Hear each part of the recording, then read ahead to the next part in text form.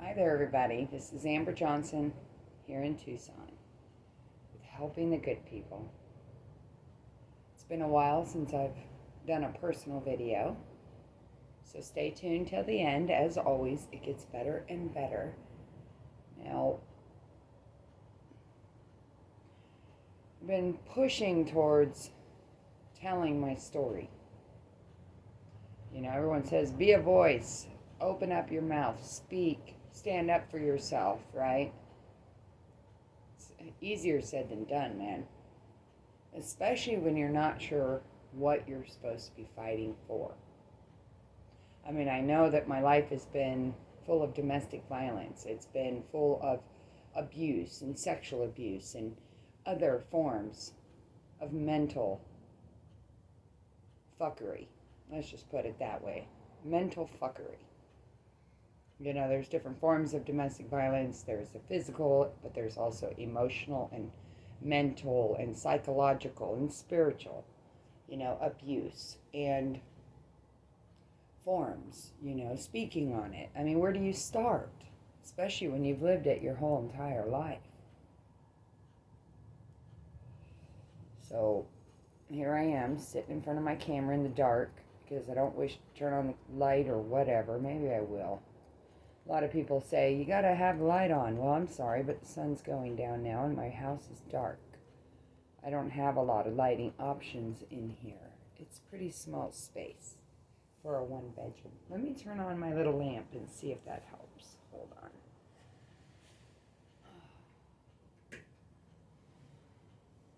Can you see me any better? All right. Well, so, hi. How you doing? Don't mind me. I'm looking at my paintings and art on my wall. Let me show you what I'm looking at. Here's all my art. Well, some of it. Then on that wall, I got some. And then up above me, I've got my large canvases and my other ones. So as you can tell, I'm in tight space. Plus, I'm a little tired. I started a new job and I'm traveling. I'm working resetting grocery stores. I'm part of the reset team. Meeting a lot of people that said they did that job. I guess they didn't like it very much because they're not doing it anymore. People I'm working with, they've been doing the same thing for about 7 years, at least. I don't know if I'll see myself in 7 years doing the same job, but I know that I'm going to stick with it for a while because I am saving money. It's all about saving money. It's all about building a solid foundation. It's all about putting priorities in its place. So right now, sitting here talking to you, I'm going through a little bit of a transformation, a tower moment, so to speak. And it's all due to the death of my stepdaughter. Here I am thinking I'm healing from everything that I've been through for myself and also what I've gone through to protect my family over the last 15 years by myself. And all of a sudden last Sunday, I get a phone call from my 12-year-old, Sally, telling me, Mom, I have some bad news. And I said, oh yeah? And she said, well, after our visit on Saturday, we got home to Daddy's and the police were there. And I said, what do you mean the police were there? Why were they there? And she said, well, Madeline was found dead yesterday, the day of our visit. And I said, what? And I said, she said that's why the police were at Daddy's house. My heart still sinks. Oh my goodness, just talking about it right now makes my heart sink. How do you begin to talk about the abuse when there's just so much? We're talking 15 years with one abuser. I was telling someone the other day that I feel like he's still abusing me. Even though I left in 2011 and I have a no contact order right now with the judge that says we are not to talk. how do you begin to talk about it?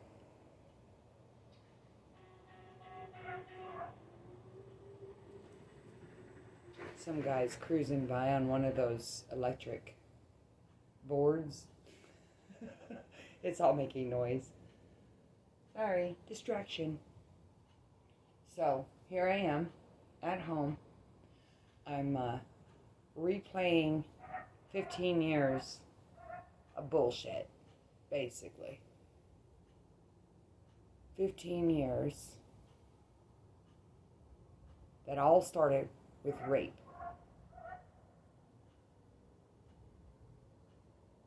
(2006) at Dennis Bagayski's house. I said that loud and clear. Dennis Bagayski's house. The reason why I say that is because I started by going to a party.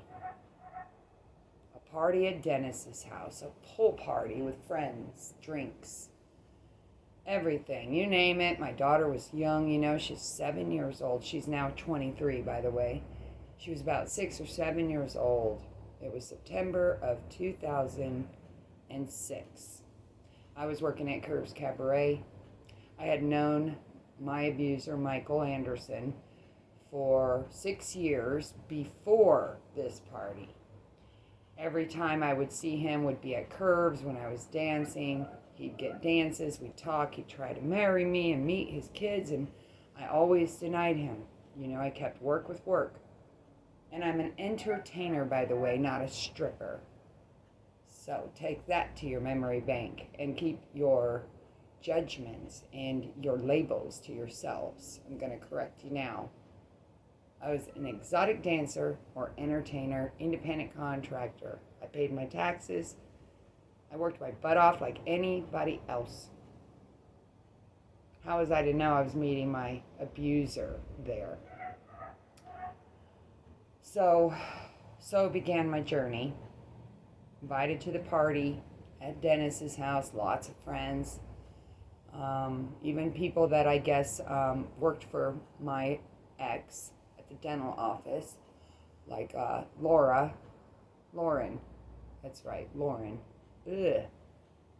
I'm trying to get a little bit out. I'm not going to extend this video too long. I'm just going to jump right into what is coming in these videos. So began my whole journey was that day, September, I think, 18th of 2006.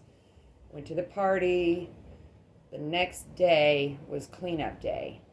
We were still there. We slept over. I was drinking. I had Marissa, so she was enjoying the pool. We were just cleaning up like shot glasses and things, and I just remember I was taking like little leftover bits that were stuck in there instead of wasting it. Anyway, so that day went kind of on like that. And I got an inkling to call Mike since he was at the party the day before. And I said, hey, come on over. We're cleaning up the after party, And I guess he dropped everything and ran over there to Dennis's house that night. I just remember when he got there, he had shrooms and he had alcohol or more alcohol. I mean, there was stuff there. I just remember him giving me a drink. And the next thing I know, I wake up on the floor in a bedroom, screaming. I'm telling you, I was in so much pain. I didn't know what was going on. I was just screaming. And as I came to, I looked back and I saw Michael Anderson on top of me, panting. I can't even describe what his face looked like. It was just so disgusting. And I was in pain, and I told him, stop, and he wouldn't stop. Next thing you know it, I glance up on the bed. I'm on the floor, and I look up on the freaking bed, and there is my daughter, sleeping. She wasn't sleeping, though, not with me screaming that way. There was no way. The whole time, Michael would not stop, and I'm seeing my daughter, and I'm freaking out because it happened to me when I was a child. Okay? The same thing happened to me. So, next thing you know it, I hear something. I turn around and look the other way, and I see the door open, and it was Dennis. Dennis Begeiski walking in, and he sees his best friend of 30 years raping me. What does he do? I'm screaming for him for help, and he walks out and slams the door. Left me in there with Marissa, in that room, his mother's bedroom that was off limits. Marissa was supposed to be sleeping in there because of the party. We shouldn't have been in there. I don't know how I got in there, but I was in there. Next thing you know, I blacked back out. When I came to the next day, I didn't know what had happened. My daughter was already out of the room. I was in shock. Turns out I was on my period, and I had a couple tampons shoved up in there, too. And no wonder why he went anal on me. Anal sex forced upon me while drugged. Does that sound like a fun experience to talk about? So I asked them what happened, and they couldn't tell me anything except, oh, well, you remember that swing we got in Rocky Point like a few days before that party? When I didn't have my daughter and we just went because we were hanging out with them? Yeah, we were drugged that night too. Kathy and I. So I asked him, and he said, well, we were spinning you around and we were asking you to choose one of us. Which one do you want to kiss? Now, mind you, mentally blacked out, I'm going to go with my instincts. And I knew Mike for 6 years. I didn't really know Dennis. I had just started hanging out with him. Even though I had seen him for 6 years, I'd never danced for him, never sat at his table, nothing. Didn't even know he was best friends with Mike. Didn't know. So they told me, of course, that I chose Mike. So I guess that's how I wound up in the bedroom. I didn't know what had happened. I couldn't prove it. My daughter didn't say anything. I thought I made it up in a way. And next thing you know it, the narcissistic personality comes out of him and he says, oh, I will buy your way out of your apartment. You move in with me. You know, we're together now and I love you and I want to marry you. And all these things, sort of throwing me $100 bills. He took us on a ski trip once. And I remember the first day that I learned to ski and I was so tired and sore that I told him, okay, I'm going to give you a massage. I'm going to go in there and change and whatever, you know, I'm going to give you a massage. Well, mind you, we were in a big room with the kids, with James and Madeline and Clark and Marissa. Okay, we have 4 kids in that bedroom. My first trip after moving in with this guy. A week-long stay in Salt Lake City. I think it was Iron Door. Iron Blossom. Something like that. I come out of the bathroom to see my daughter with her mouth to the floor in shock. I looked over at the bed, man, and he was laying butt-ass naked with a pillow over his ass. I said, get your ass up. You see my daughter? She's freaking out. You need to get some clothes on. How dare you, you know? And that was when I knew that I was trapped. That he was a child molester and a rapist. And he did that in front of my daughter. He did that. He molested her. He did things to her. Madeline also, my stepdaughter, he did things with her, and so did her brother. Her brother strangled her. Her brother raped her at camping trips in cabins. He was strangling his sister, and my son saw it and thinks he saved his sister. How do you begin to talk about this stuff? How do you get help? 15 years I've been seeking help, and 15 years have been wiped under the rug here in Tucson, Arizona. Helping the good people started because of this. And this is my voice. You think I'm afraid to post this? I've called these people out. I've done investigations. I've gone to court. I've gone up against these people. They're sick. They're sick in the head. And I am strong. Stronger than this. But I've been beating myself up since my stepdaughter's death on Saturday. She's 22 years old. My stepson, who I've known since he was 3, is now 18, sitting in jail for assault on a police officer after trying to kill himself for the 12th time, and DCS dropping every case and kicking him out of the psych ward when he hit 18, when he was a danger to himself and others. How do you talk about this when you've gone for help and they close your cases? They don't care. Well, I care. I care about your family. I care about your kids. I care about someone taking your freaking shit. I care about anyone who is suffering like that. It's not right. Someone needs to be a voice. Someone needs to speak up and say something. Well, I've been yelling at myself for not talking about it. Well, you know what?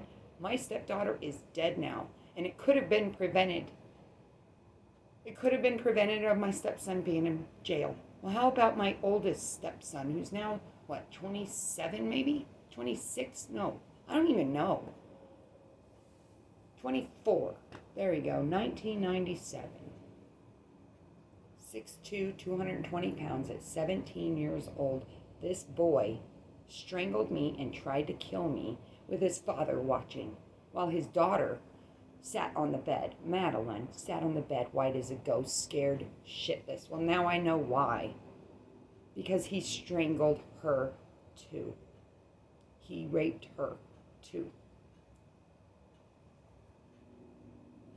How do you begin to heal from this after 15 years and the loss of 2 of your stepchildren, and also a third one who tried to kill you? That's 3 of the 5. The last 2 are Jake and Sally, my 2 younger ones. They're 12 and 13, and they're being groomed. And they're being kept there. They're still there. No help. I can't even get into court because I can't get a lawyer. You know, I have to be my own lawyer. You know how exhausting this has become? It's wearing on me, man. My stepdaughter is now dead. I still haven't found out about the autopsy or what happened to her. I've been waiting. Oh, they're going to do it tomorrow. Oh, well, I haven't heard anything yet. How'd she die? That girl was so messed up on drugs. She's crashed like 4 cars. She was needing money. She was broke all the time. Very depressed and suicidal. She's been like that since she was 16 years old now. She's just turned 22 this year. So that's how long I've watched her suffer. And that's how long, just alone since I left in 2011, that I've been fighting for her too. And Clark, and James, everyone. Okay? I know that's a lot of information to take in on one video, but I'll tell you what, I feel better talking about it, and I feel better posting it because I'm going to post it. I'm going to say names because it needs to be said, because someone out there knows these guys too. And if you've ever gone up against Michael Anderson, dentist here in Tucson, or Chris and Brian Kimmenaugh, his lawyers for over 30 years, then you know exactly what I'm talking about. Turns out Michael Anderson's lawyer, Chris Kimmenaugh, is running for judge. He's got some judges in his pocket, I'm sure, and some Pima County sheriffs who I've been going up against too. But guess what? I'm right here, and I'm still standing, and I'm going to be a voice, whether it kills me or not. I like to think not, because you know what? The truth shall set you free. The truth shall set you free. I hope that something in this video has encouraged you to look at your situation, where you're at, what you've gone through, and accept the fact that you are not to blame. You have to forgive yourself. This is what I'm working on. Forgiving myself. I blame myself for my daughter's death because I didn't take her with me in 2011. I couldn't. I couldn't protect her. I couldn't protect Clark. I couldn't protect Jake and Sally. Look at me, I'm sitting in a house by myself still. And I'm okay with that. I'm okay with all of it. I just